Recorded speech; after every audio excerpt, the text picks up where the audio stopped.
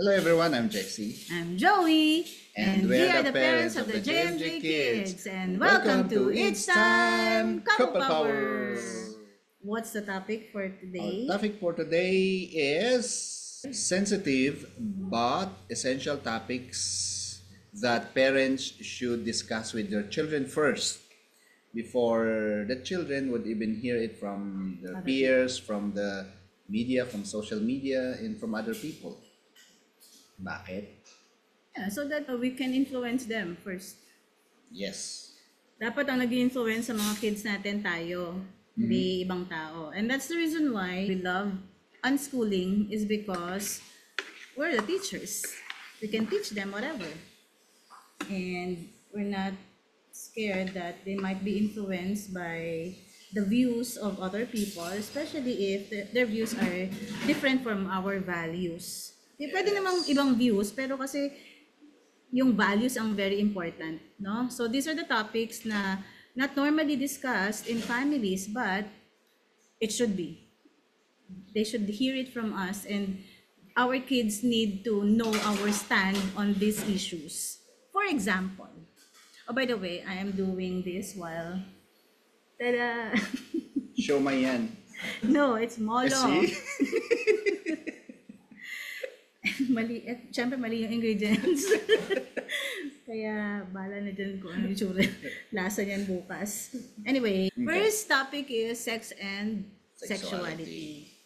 What do we believe about sex? We always been telling our kids, Did we teach them? yes. Di ba, palagi nating sinasabi sa kanila na sex is sacred, it's a gift from God, and it should always be between married couples. For first purpose of sex is to Procreate. procreate. That's the The main, main purpose. So, you wanna have sex, then ang purpose dapat is for you to have kids. And interconnected dito yung topic of abortion, but that will be later. Sige. About sex naman, tayo kasi, di ba growing up, did your parents discuss sex? even in Hindi school, rin. Even in school, hindi rin. Actually, sa college yeah, namin, sa college na yun. tas hindi- kahiyaan pa. As in, like, Yeah. very awkward. Kasi when they were discussing it sa St. Paul no, meron kaming guest from San Beda. So parang San Beda boys, I don't know if it's San Beda or San Sebastian boys, and then kaming mga Polinians. Andun. So parang soiree. It's a soiree. Tapos yun ang topic. So syempre parang ano siya? Awkward. Awkward, very awkward. Pero siguro, I mean, that's their idea na we have to learn about it. Kasi nga, boys, girls, di ba? So in our family, since hindi naman siya tinuro, pero I think growing up, kahit hindi siya ituro sa amin, hindi siya tinuro. Mama ko, hindi naman niya ako tinuruan ng ganyan. Pero I think nandun yung value na you have to preserve your virginity. You can't engage in casual sex. Yung culture naman natin kasi is, Yes, di ba? tayong Pinoy. Tayong mga Pinoy, actually Asian, mostly Asians, di ba? Wala Hindi yung...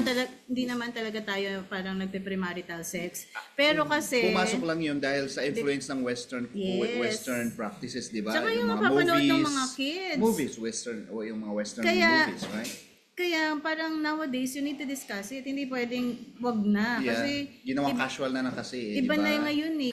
There was one show in Netflix before, Sex Education ang title. So I watched it, no? Para alam mo na, because kids are watching Netflix, hindi mo na makokontrol yung mga pinapanood nila eh. So I watched it. Parang I had an open mind about it. Na sige nga, tingnan nga natin how they're going to be teaching sex. So it's a show show in the US. Just go first episode pa lang. Ang dami na talagang kalaswaan na we're not so used to. Kasi nga Pinoy tayo, no? So as Pinoys, iba yung values natin, iba culture natin. Hindi talaga tayo bagay sa pang-Western. Iba talaga sila. So, it's shocking, even to me, na may 5 anak na, shocking pa rin. And yet, when our kids watch all these things, for them, parang siguro natural na lang yan kasi that's what they always see. And siguro, in a way, they get pressured na rin na, kasi in the US, or in Western countries, the students or kids get pressured to give up their virginity as early as 13, basta teenager na, parang they have to give up their virginity. It's so common to them and they would be subject to ridicule if virgin pa sila at the age of 20, ganyan. Parang talagang mabubuli sila. Sa atin naman, I mean, kami ha, Yeah. parang pag hindi ka naman na virgin, sa atin, iba. Iba yung connotation na parang you're a loose person. 'Di ba? Parang yucky. So, dapat virgin ka. Dito, you're proud to be a virgin. There, parang you cannot be proud if you're a virgin. Or you should be, pero they don't feel that kasi nga, iba yung culture nila. And that is why we Filipino families need to be able to discuss this very sensitive topic to our children. Bata pa lang. Kasi kapag medyo teenager na yan, awkward na. So, in our case, more on, laging kami yung example na when we got married, we were virgins. And there's nothing shameful about it. Yun ang tama. That's the proper way to go through marriage. Dapat nga talaga, in the confine of marriage talaga You yung... know. So how about naman for others na hindi na-maintain yung virginity? Let's say may nangyari na in the past, ganyan. So kung nga narinig yun, parang Caritas yata na seminar or something. Even if you're not a virgin anymore, but you can still practice chastity going forward. And parang you offer... So, kumbaga, you stop already what yung sexual promiscuity, Yes. di ba? Until you get married. Yes. Parang you offer it to God. Kasi nga our bodies are sacred. Our bodies are holy. So, whatever we do with our bodies, parang dapat to honor pa rin God. And most of the time, ito namang mga values natin is connected with our faith, di ba? Pero yung Western liberalism kasi is wala na sa kanilang Diyos, di ba? So it's more on their mind, like I can't, Parang my body, my self na choice. lang eh. Yung Oh, yun na nga. pinapairal nila is ego na lang nila. Di ba? What's the connection to sa next naman na topic? Sensitive topic is abortion. Abortion. Alright. So ito, lagi namin sinasabi, no? Wala talagang abortion na magaganap if the couple are married in the first place. Kasi, when you're married, di ba, you're expected to have children. Even if you're not ready yet, tas bigla kang nabuntis, pero married kayo, so that's okay. So, hindi first thought ninyo is to abort the baby. Yeah. Kasi you're married. Expected na yun. Expected na siya. So hindi nakakahiya. Yes. Kahit hindi siya planned. No? And in our case, lagi namin sinasabi sa mga kids namin, 2 of you were planned. The rest, unplanned. And that's okay. Kasi totoo naman na even in married couples, meron ding unplanned pregnancies. Kaya nga, nandun na yung Planned Parenthood, which is, I think, yung Planned Parenthood, pang mag-asawa lang. Supposedly, pang mag-asawa siya. Kasi nga, meron din dapat time for the womb to heal or May gap something. yun. Basta may health issues, ganyan. Yung Planned Parenthood, parang pang parents. Yung married na paplano lang nila yung kids nila kung kailan, ilan, yan. Pero, yung Planned Parenthood, ginawa nila for singles din eh. For those, Yung mga sexually active na mga singles, Yeah. mga youth. Ang ginawa kasi nila is parang band-aid solution yun, di ba? Okay, hindi namin kayo mapigilan sa pinagagawa niyong masama. O sige na, ganito lang, remedyohan yeah, natin. true. Just to avoid Yeah. na yung maraming mga kids na napapanganak na unwanted pregnancies, ganyan siguro. Pero again, in our case, that's what we are always telling our children. Okay, abortion is murder. Abortion is mortal sin. And abortion does not solve anything. Yeah. It just makes things worse. Even if they justify it. In Caritas nga, when I was active in youth groups before, narinig ko na yan. May mga abortion seminars kaming narinig. And yung mga victims, mga mothers na nagpa-abort, hindi mawawala yung guilt. Yeah. Okay? So, even if they say it will solve your problems dahil nga, okay, nawala na yung baby, hindi ka na nahihiya, ganyan, or something, kung ano man yung reason for aborting the baby, usually naman kasi yan, yung kahihiyan, no? Kung ano sasabihin ng Kasi sa tao. ibang tao, bata ka pa, parang not time for you to have a baby, sayang yung future and everything. So, yung mga mababaw na reasons, but you know what? Ang pinaka negative effect is the guilt. It will never go away. Sabi nung mother na nag-share, will never go away. So you'll always feel so guilty about it and it will affect you your whole life. even if nag-confess na, probably, no, mawawala rin eventually, but it will always be there and it's going to negatively affect you in everything. Kasi nandiyan na, pumatay ka eh. Lalo na if you're Filipino and yung values natin, culture natin as Pinoys, talagang we don't do that.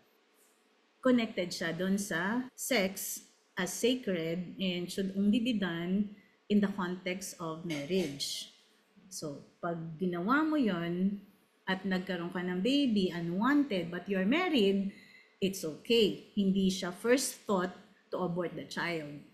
It only happens when, and usually I hear si Kirk in the US, I'm always hearing yung debates or arguments about abortion. And ang babaw ng reason nila. Parang, my body, my choice. So, what if the father is not responsible? How should I raise the kid alone? Yung ang babaw talaga na reason. Well, the first reason should always be, what is the purpose of sex? Now, if you cannot control your promiscuity, yun na yun. It stems from your own irresponsibility about the possible consequence. You had sex, so possibly you'll get pregnant. Possibly, right? So, doesn't matter kung may pills ka, nag-condom, or kung ano man yung mga birth controls na ginamit, pero nagkaroon pa rin ng baby. Maybe it's meant to be. You don't know, right? And then, yun na. Because you were not ready, the boyfriend isn't ready, everyone else is parang you come from a conservative family, and ano sasabihin ng mga ibang tao, and then that's when you resort to abortion, which is not a good option or solution to your problem. And we discuss this with our children. So, our kids naman din, no? Hopefully, it won't happen to them. Pero, again, ang importante lang dito, guys, is as parents, you're able to discuss it. At least alam nila na ito yung stand natin about it. So, if, let's say, for example, talaga hindi natin mapigilan, no? Nangyari sa kanila, then they would know. So, at least, it solved the problem yung natatakot sila sa atin. Yeah. Ganun. Kasi alam na nila, hindi eh. Mom and dad told us this na this is not a solution, di ba? I think we discussed this before sa kanila na if ever man it happens, no, yung mga may kasalanan talaga sila, kunyari nakapatay. We don't know. Pero binigay kong example yung nakapatay. So, malala yun, di ba? Nakapatay sila. Sabi namin sa kanila, kahit anong kasalanan na you think we would get angry, you think we'd be disappointed, it's fine, you have to let us know. Kasi initial reaction lang naman namin yon, yung magalit or ma-disappoint. But in the end, talagang tutulungan pa rin namin sila. We should be the first people that they should talk to. Yes, when it comes to mga ganyang issues. And then next, gender and identity. How will we handle questions about gender, LGBTQ+ issues or identity struggles? Ito. This is something na medyo talagang sensitive for us kasi our kids, siguro hindi lang mga kids namin, baka most Gen Z, Gen Z sila, no? Or Gen Alpha? Gen Alpha si Jamie ate. Gen Z sila. So, yung mga anak natin Gen Z. So, sa mga Gen Zs, mga ganyan topic, ayaw nila yung parang alam kami, may discussion kami dyan. Ang sa amin lang naman, ang sinasabi lang namin sa kanila is, this is our stand, no? We're not saying copy, pero meron kami kasing basis, no? If, kunyari, sa religion natin or sa faith natin, ito yung sinasabi, then we just follow it. Pero it's still up to them. Basta ang alam lang nila is, this is our stand on the issue. We don't judge anyone. No, talagang we love everyone. Parang kasi no judgment talaga. And lagi kong sinasabi sa kanya, I have a lot of friends. Tayo, no? We have a lot of friends na LGBTQ, RSTUV. Yes. We have a lot of friends and we didn't have any issues about them. Actually, growing up, usong-uso naman sinasabi lagi, girl, boy, bakla, tomboy. Parang there was no issue. Tsaka welcome na welcome sa society naman natin yung mga bading, di ba? Parang saya kaya. It was never an issue until some people na were encroaching on the rights of others na, like couples. For example, i-insist mo ba na yung mga trans sasali sa women's sports? Or kaya, gagamitin ang Sure. women's washroom. Eh, syempre tayo naman, as parents, di ba? Ano na yung na-encroach na rights? Rights ng mga anak natin to safety, especially if you have little girls. Tapos pasok doon trans, kasama sa washroom. Eh, kahit trans yan, meron pa rin yang, Marami ng incident, usually, Yes. marami sa US, di ba? Yes. Na mga trans, o kaya nagpapanggap na trans. papanggap lang. Eh, Para how lang do you know na nagpapanggap sila, right? Yun So, we nga, don't. that's We the don't point. know. Tsaka Kaya meron din talagang- namang trans talaga, pero, alam mo yun, I think, may mga OA lang. yeah. For me parang drama lang yun sa kanila. Kasi like I said, marami kami mga friends na ano pa nga di ba? No, parang nagpakasal pa nga sila. So, wala naman kaming issue dun. As in, never talaga naging issue yung mga yan. Unless of course, talaga ipupush nila yung agenda nila na, dapat doon kami sa CR ninyo. Your rights stop Where my when- rights begin. where others' rights begin. Ano pa bang pinagalaban nila? Especially here in the Philippines, tanggap naman. Nasa media na nga sila Vice Ganda. Wala namang may issue kay Vice Ganda. Lahat nasa entertainment sila. Nandyan sila. Accepted nating lahat. So, yung mga pinagalaban nila. Yung mga bading nga, gusto ng mga tao kasi nga sila Yeah. masaya sila. I mean, di ba? kapag meron kang bading na friend, di ba, ang saya. Yeah. You So, would walang want issue a gay talaga. friend talaga. Walang issue. Walang issue sa atin. Yun nga lang. Actually, siguro, ang tingin ko lang yung mga professionals na talaga, like ako, marami akong kilala talaga na may mga clients tayo. Tapos sila, they're gays. Pero siguro dahil professionals, hindi sila yung mga chipipay na yung mga nakikipaglaban ng mga kung ano ng mga rights dyan. Yeah. Ang isla So, naman depende natin talaga is, sa tao. ang isla naman natin is may mga masasamang bading, may mabubuting bading, di ba? Same as yung mga straight people, meron din masasama, may mga loko-loko rin. So, ganun lang treatment. Treat individually. Our kids naman, when we talk about these things, yun parang feeling lang nila na Inaapi we're so namin. against. We're so against. Sabi ko, no. It's not that we're against them. Tsaka nakikita naman nila, di ba? Kilala naman nila mga kaibigan natin, yeah. mga di ba? Mga member ng LGBTQ nga, I++. And they're good. Yeah, di They're ba? good. They're successful in So life. nakikita nila totoo yung pinagsasabi namin, hindi So, yung hindi salita lahat. lang. So, when it comes to ganyan, LGBT na yan, para lang doon sa mga OA, nainis kami. Huwag masyadong nag-iinarte. Pag CR namin, Yeah. yung pagpilitan, you have to also talk to your kids about it na you're not being judgmental about it. Pero, again, kung sumusobra na and you think they're encroaching already on your rights, Yeah. diba? Then, you have to say something. So kami, again, ang stand namin dyan is, we are okay with them. Especially because we have a lot of friends na ganun sila. And they're okay. We have been okay all along, since kids. Girlboy, bakla, tomboy, sa Gen X yan, nag-start. And we are Gen Saka, Xers. walang malis yun Normal, yeah. Parang katuwaan. Laro-laro nga, di ba? Yes, so parang ngayon lang talaga yung nag-arte-arte yung mga LGBTQ na yun Na pag tinawag na sir at hindi ma'am, parang nag-iinarte. Yun, doon kami napipikon. Kasi hindi naman siya mukhang ma'am. Mukhang sir na sir talaga. Pero na-offend kapag tinawag siya na sir. Di ba? Hindi naman natin alam kung ano tatawag. Ngayon, hindi mo na alam. Sa mga pronouns. Ang dami. My gosh, kaartehan. Again, hindi kami against sa kanila. Doon na sa arte-arte nila na ganyan. At tipong parang kailangan mo silang sundin.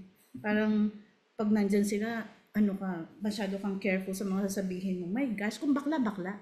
Ganun lang yun. Diba? O kung trans, o basta wag ka lang makiki-CR sa amin. Di doon ka, magpagawa ka ng sarili mong CR. Mga ganyan lang. So, kung nainis sila, di nainis din kami. Again, marami kaming friends and we are okay with them. Okay? Next. Faith and forgiveness. Faith and forgiveness. Okay, faith. Faith. Tayo naman open tayo sa mga ibang mga religion, di ba? We are good with other religions. Actually, we attended other religions, sa Dao services. Temple, And we're sa good. mga Okay naman Christians, kami. yan. Nakikita but it's good. We see Yes. it, di ba? Practice natin. Ako, Okay, ang maganda gusto ko yun. sa mga Christians, they're into Bible. And that's why tayo naman ngayon, meron palang Bible study na pang-Catholic. So, we're into that. Pero hindi tayo talaga yung ma-memorize ng mga scriptures. Yung mga verses. Kumbaga, alam lang natin yung Alam lang the natin. spirit of the law. Pero yung kailangan memorize. Oh my God, wala kami nun. Hindi kami, We just noticed. maganda. That's why, Yeah. gusto namin, no? Kasi maganda. So whatever we see na good naman, na we can adapt, why not, diba? Yun ang sinabi namin sa mga kids. So even when they were kids pa, we were attending both youth ng Catholic and youth of the Christians dyan sa CCF. CCF ba yun? Dyan sa... Alright, so CCF, so nag-attend sila dyan. And again, ang daming magaganda sa CCF. Actually, sa kanila kami naka-attend ng, yung sa kids they have this purity ball. Ang ganda nun. Sabi ko, sana meron din tayo niyan sa Katoliko. Kasi ang galing talaga niya, kasi parang junior, senior prom, pero purity ball. Andun ba kayo or sila lang? Kasama ako. Tapos yung nag-attend si ate and kuya. One night lang ba yun? Manat lang yun. May seminar silang nag-attend. Oo, parang gatan muna And sa then- seminar. And then, doon ko narinig nga si Edric Mendoza. He shared about, Parang program talaga yun eh. yeah, it's a nice program talaga And na at the end, we have yun na to- nga yung ball. Sana makopya natin, no? Kasi maganda yan for teens na dun sa purity ball, they get a ring, no? Parang it's a promise na they will remain chaste and pure until They get married. they get married. Ang ganda. Ang ganda.